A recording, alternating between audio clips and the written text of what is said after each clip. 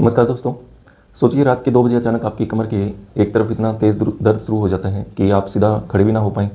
दर्द धीरे धीरे पेट और जांघ तक फैलने लगे। बार बार टॉयलेट जाने का मन करे लेकिन आराम ना मिले।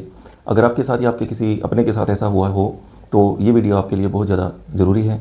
तो आज हम जानेंगे होम्योपैथी की एक फेमस मेडिसिन बर्बरिस वुल्गैरिस केव के बारे में। लेकिन क्या ये सच में किडनी स्टोन की बेस्ट मेडिसिन है? क्या ये स्टोन को बाहर निकाल सकती है? जिन लोगों को इसका फ़ायदा हो सकता है और किन लोगों को इसे बिल्कुल नहीं लेना चाहिए, आइए आसान भाषा में पूरी बात समझते हैं।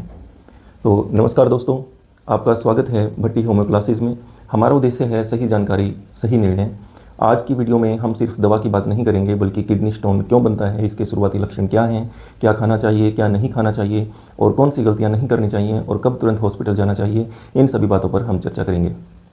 इसलिए वीडियो को लास्ट तक ज़रूर देखें और अगर चैनल को सब्सक्राइब नहीं किया है तो ज़रूर कर लें।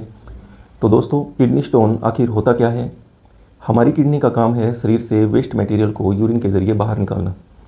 लेकिन जब यूरिन में मौजूद कुछ मिनरल्स और साल्ट्स एक जगह जमा होने लग जाते हैं तो धीरे धीरे एक हार्ड पार्टिकल तैयार हो जाता है जिसे हम किडनी स्टोन कहते हैं।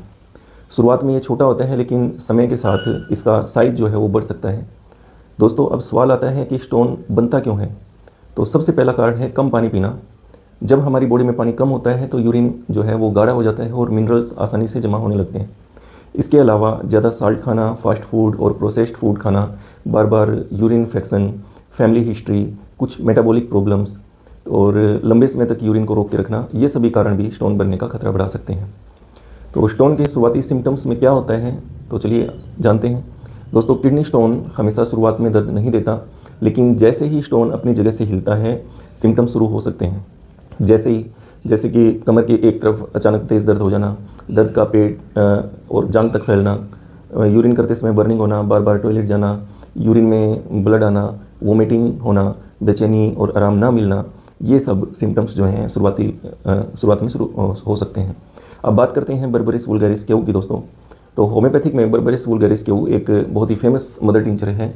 इसे बर्बरी प्लांट से तैयार किया जाता है और ये मेडिसिन खासकर उन पेशेंट में प्रयोग की जाती है जिसमें किडनी और यूरिनरी ट्रैक्ट से जुड़े कुछ विशेष सिम्टम्स होते हैं।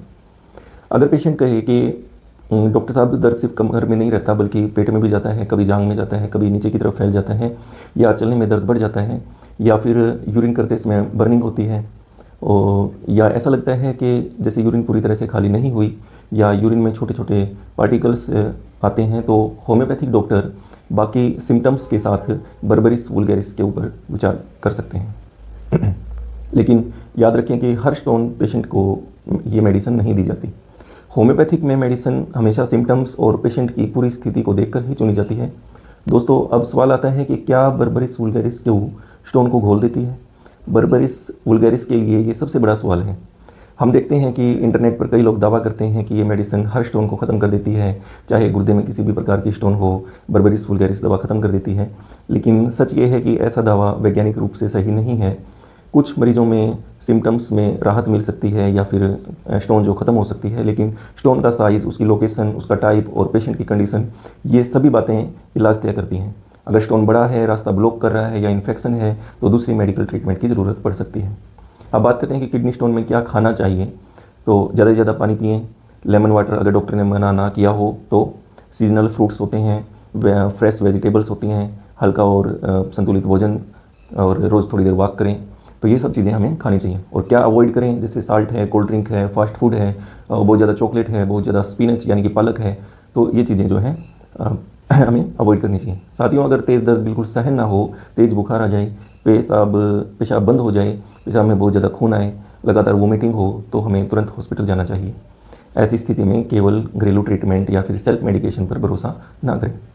पोटेंसी और डोज़ की अगर हम बात करें तो बर्बरिस वुल्गैरिस केव की डोज़ हर पेशेंट में अलग हो सकती है, इसलिए इसे क्वालिफाइड होम्योपैथिक डॉक्टर की सलाह से ही लें। ज़्यादातर केव पोटेंसी की 15 से 20 बूंदें दिन में 3 से 4 बार इस्तेमाल की जाती हैं।